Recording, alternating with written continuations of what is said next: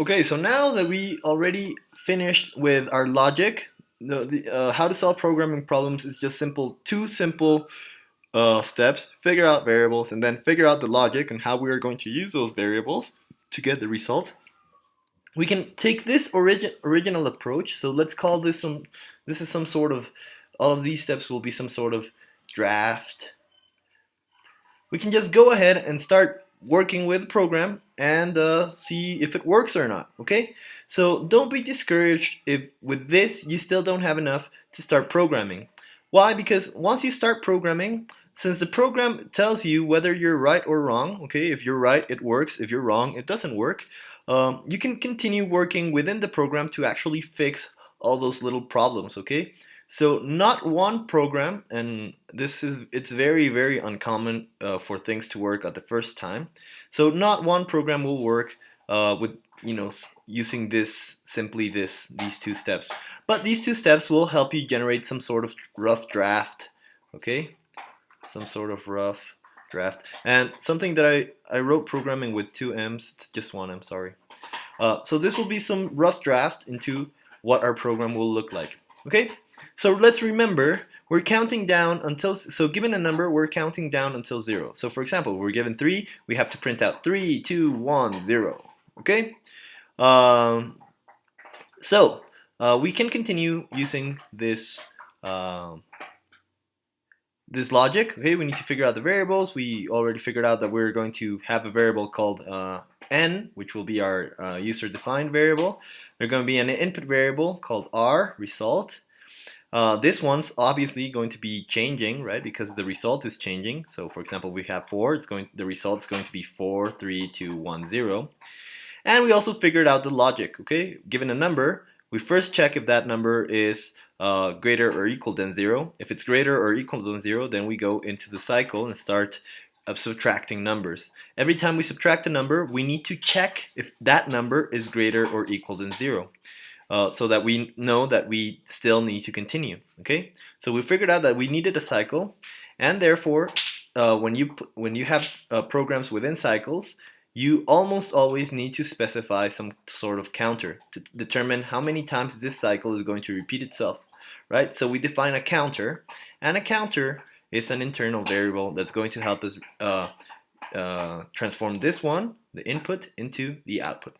So let's go directly into playing with PCInt. Okay, so here we have the start of our program. It says countdown.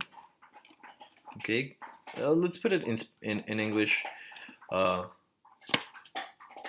Even though PCInt's in Spanish, both you guys are bilingual, so we can do this.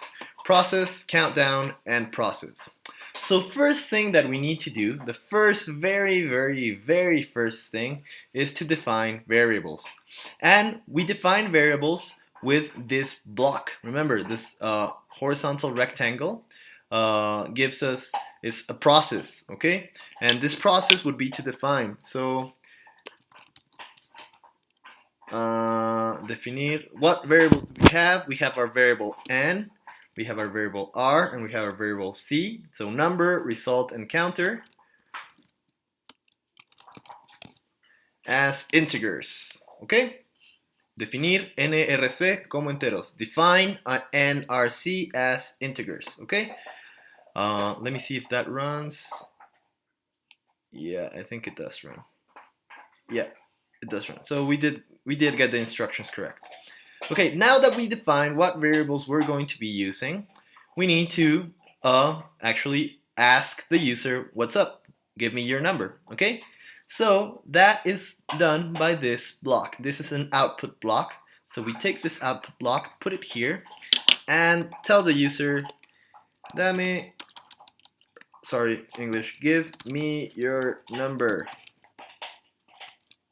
Exclamation point. Okay, give me your number. Remember that with PCInt, you need to put outputs that you want to be shown as, strings of words. You need to put them within quotation marks. So now at this point, the program is asking the user for a given number. Now we're going to read. we're going to read whatever the user is asking, whatever the user is giving. So this is the read block. This is an input block. Okay. So in the input, we'll define whatever the user types. We'll store it into this variable called n. Okay. So now this is where it starts becoming tricky. What do we need to do with n? Okay, so we already knew that we need to do some sort of cycle, right? Some sort of cycle that repeats itself a given number of times until it reaches 0 and we exit the process. Okay, so that should be simple enough with a while loop. Remember that while loops, where are you? Okay, while loops, look, given that this statement is true, it's going to do some sort of process and then it's going to go back into checking the logic. It's going to check whether this statement is true again. So if it's false, then it's going to exit that loop and we're going to continue downwards. Okay, we're going to continue downwards in our code. So since this thing is going to be checking some sort of logic with one variable, then we need to make sure that inside this code that variable is changing. Because if this variable that is inside here doesn't change, this loop is going to be infinite. Okay, so we need to make sure that the variable that we put here changes within this loop so that this condition at some point isn't met. Okay, so if it's not met, then this becomes false and we continue. So let's call this, we already know that normally in loops you use counters, right? So let's check whether counter, if counter is greater than 0, okay, if counter is greater than 0, then we can continue subtracting numbers. Okay, remember we had, for example, 5. We would need to print out 5, 4, 3, 2, 1, and then 0, and then quit. Okay. So we need to know that we need to know that our cycle will be done as long as this counter is greater than 0, and each time this cycle repeats itself, the counter must subtract one number. Okay. So let's do that. Let's continue. So first things first, we need to print out the number. Okay. So first we need to print out the number, and that number should be n. Afterwards, or you know what? There's something, we can input some counter here. So since we're going to be working with the counter at this point doesn't have any value, right? So let's put it here and assign the value of n to the counter. Okay? Why? Because the counter is going to start at this variable, at this value, and it's going to count down until we reach 0. Okay? So first thing that we need to print out here is the value for our counter. Okay? Afterwards, we need to do some sort of process to reduce that counter. Okay? Reduce that number. So we're going to call our variable result. We're going to assign counter minus 1. Okay? Okay? And we're also going to reduce the value for counter.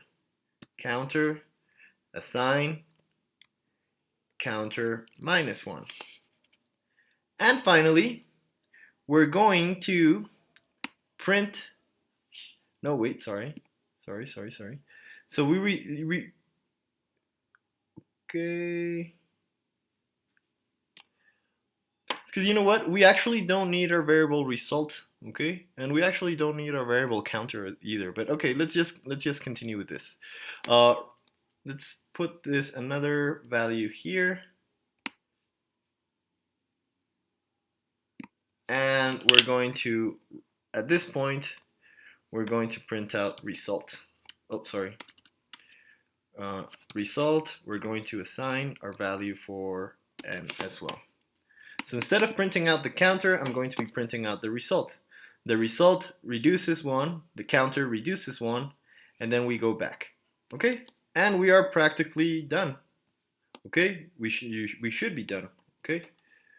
Okay, so let's look at the logic here. Let's look at the logic here. We can actually make this process using less variables. We could only use n if we wanted. Okay, counter and r, as you can see, they also have the value of n, and these two reduce themselves exactly the same way. So they are basically the same variable. But just to make things more complete, I use 3 variables. So now let's look at what we did. We defined our process countdown. We defined nrc as integers, and we asked the user, give me your number. The user then inputs n, and we store n into counter and n into result. Why? Because our counter is going to be counting down from this value, right?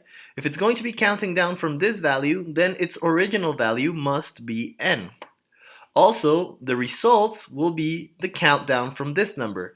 So the original value for result must be n, right? Because if I give this this program the number 3, the first answer it's going to give me is 3, right?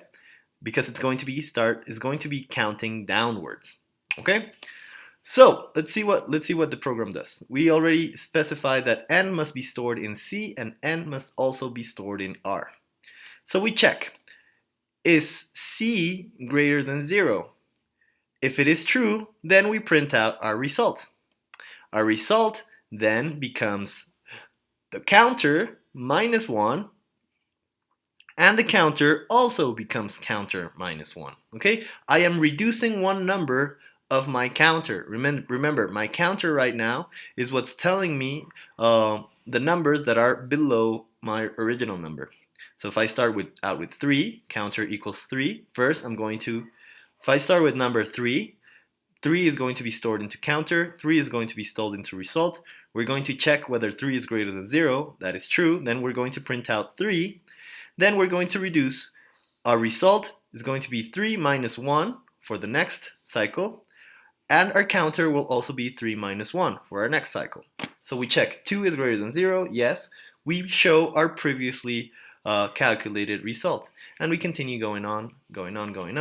And let's just finish this thing right here with you are done.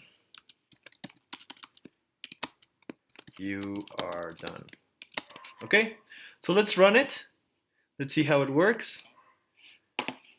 Is it running? Come on. Okay, so give me your number. So let's give it 4. And it prints out 4, 3, 2, 1. Whoops, it's not printing out 0. Okay, so we need to fix that problem. Okay, so what it's doing, and this is what I was telling you, your program might not run at the first time. Okay, so let's see what it's doing step by step. So let's click on this step by step thing. It should take us, there we go. So it's telling us what it's doing step by step. Give me your number. We're going to give it 2. Okay, so that it doesn't do the cycle that many times. It stores 2 into C, 2 into R, checks 2 is greater than 0, prints out R. Let's do that. Does that. Okay, so now C is not greater than 0. Okay?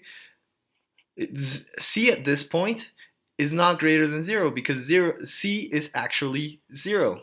So what we need to do is to change this value right here to be greater or equal to 0. Okay? Why? Because since the way we put this thing right here, once C becomes 0 right here, and thus R is also 0, since 0 is not greater than 0, then this thing exited. Okay, it exit. So we need to do this greater or equal than 0. So let's run it like that. Give me your number, 3. There we go. 3, 2, 1, 0. You are done. Okay. So this is basically our program for counting down from any given number. As you can see, for example, let's give it another bigger number, 10. So it prints out all of my countdowns. Okay. So let's see how many numbers I can put here. So maybe let's give it 100. Well, there we go. It gave us a lot of numbers. Okay. There. That's the countdown from 100. Okay, look at that. Pretty cool, right? Okay, so that is this program right now. I'm going to upload this file, okay, so that you guys can work with it, and see you on the next tutorial. Thanks. Bye.